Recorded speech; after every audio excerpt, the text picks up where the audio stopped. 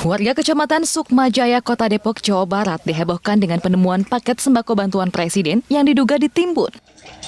Bantuan sosial ini disebut-sebut bekerja sama dengan salah satu perusahaan ekspedisi. Setelah dilakukan penggalian di sejumlah titik pada kedalaman 3 meter di lahan tersebut, warga pun menemukan adanya paket sembako di antaranya terdiri dari beras, telur, tepung terigu, dan minyak goreng yang diduga akan disalurkan ke wilayah luar Jawa.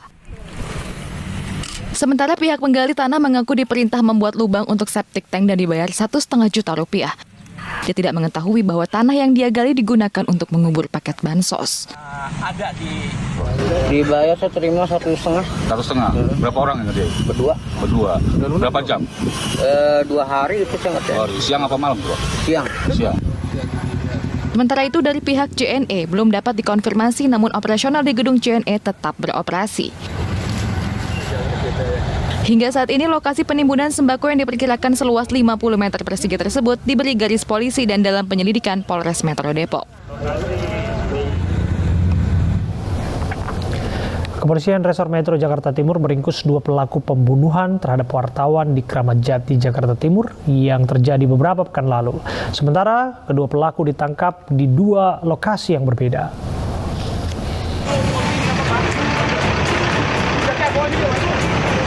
Satreskrim Polres Metro Jakarta Timur berhasil meringkus pelaku pembunuhan di wilayah Pekanbaru, Riau. Pelaku berinisial AE tak berkutik setelah polisi meringkus tempat persembunyiannya di salah satu pulbus antar lintas Sumatera di Pekanbaru, Riau. Pelaku pun langsung dibawa ke Jakarta untuk menjalani pemeriksaan. Sementara pelaku lain berinisial MR telah diringkus polisi lebih dulu di wilayah Bekasi, Jawa Barat. Kedua pelaku yang merupakan bapak dan anak itu tega menghabisi nyawa korban yang berprofesi sebagai wartawan bernama Firdaus Parlindungan Pangaribuan di Kramat Jati, Jakarta Timur pada 19 Juli lalu. Bapak dan anak tersebut tega menghabisi nyawa korban hanya karena tidak terima ditegur usai membuang air kecil di perkarangan rumah korban. Jadi asal muasal kejadiannya yaitu untuk anaknya yaitu si MR itu berselisih-paham dengan korban di depan rumah perkarangan rumahnya korban. Guna mempertanggungjawabkan perbuatannya, kedua pelaku dijerat pasal tentang pengeroyokan hingga menyebabkan kematian dengan ancaman hukuman maksimal 20 tahun penjara.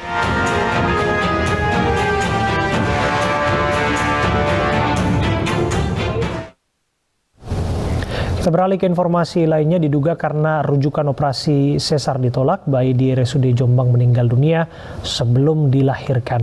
Pihak rumah sakit mengaku terpaksa melakukan cara lain untuk menyelamatkan sang ibu.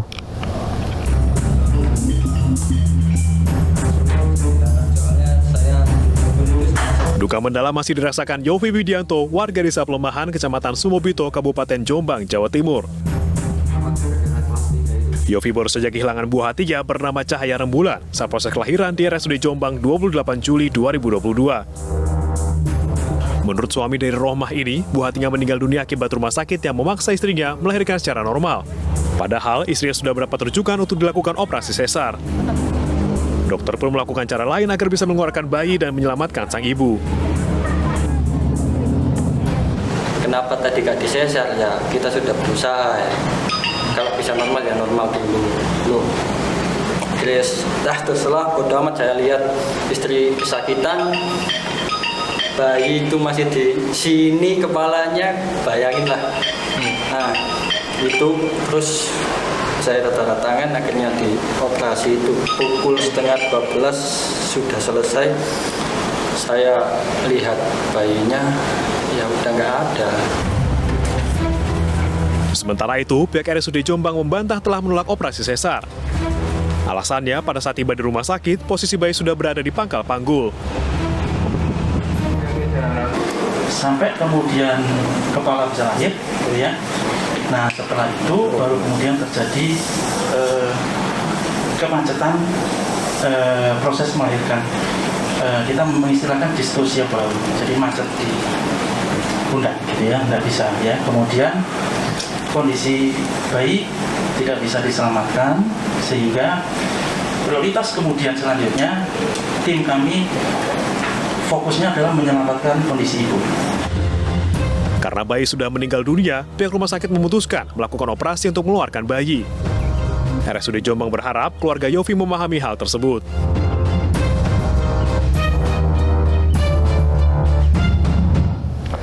Bareskrim Polri menarik penanganan kasus Brigadir Yosua dari Polda Metro Jaya. Gerak Bareskrim dinilai menjadi babak baru pengusutan kasus kematian Brigadir Yosua yang belum juga menemukan titik terang.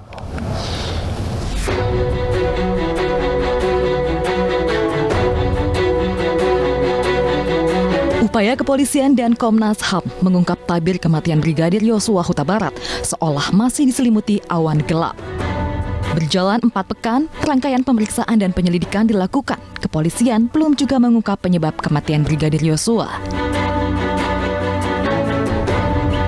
Tim khusus bentukan Kapolri Jenderal Listio Sigit Prabowo bahkan melakukan sejumlah langkah termasuk menggandeng LPSK untuk mengungkap kasus ini. Namun kuasa hukum keluarga Brigadir Yosua justru menyaksikan independensi dari LPSK dan Komnas HAM. Mereka menganggap LPSK dan Komnas HAM berpihak kepada polisi. Masyarakat dari Sabang sampai Merauke ini semakin bertanya-tanya, sebetulnya Komnas HAM ini bekerja secara independen untuk mengungkap adanya peristiwa kematian. Menteri BUMN Erick Thohir menegaskan akan terus melakukan perbaikan terhadap PT Asabri Persero. Erick juga meminta Asabri konsisten menjaga kepercayaan anggota dengan tata kelola yang baik.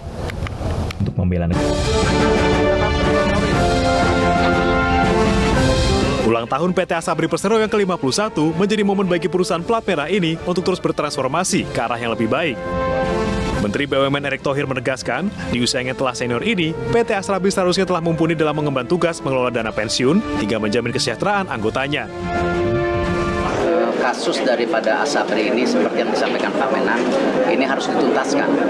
Karena ini fondasi daripada bangsa negara kita, di mana TNI Polri menjadi hal yang sangat penting. Dan sejak awal TNI Polri sendiri sangat mendukung daripada perbaikan yang ada di Asabri. Dan insya Allah perbaikan ini tidak berhenti dari sini, karena itu tadi disampaikan oleh Pak Menhan dan kami dari Kementerian BUMN. Kami akan terus sinkronisasi dengan Kementerian Keuangan, karena dengan dukungan daripada berbagai pihak, termasuk Kementerian Keuangan, Pak Menhan sendiri, kami dari BUMN, kita bisa terus meningkatkan perbaikan sehingga bisa menjadi sebuah kekuatan ke depan. Erick juga menyebut perbaikan tata kelola, penguatan fungsi manajemen resiko, serta kontrol yang kuat dari Dewan Pengawas dan Direksi Asabri harus selalu dilakukan secara profesional dan berkelanjutan. Dengan demikian, Asabri tidak akan mengulangi kesalahan dan tidak merugikan masyarakat, khususnya TNI, Polri, Kemenhan, dan anggota Asabri.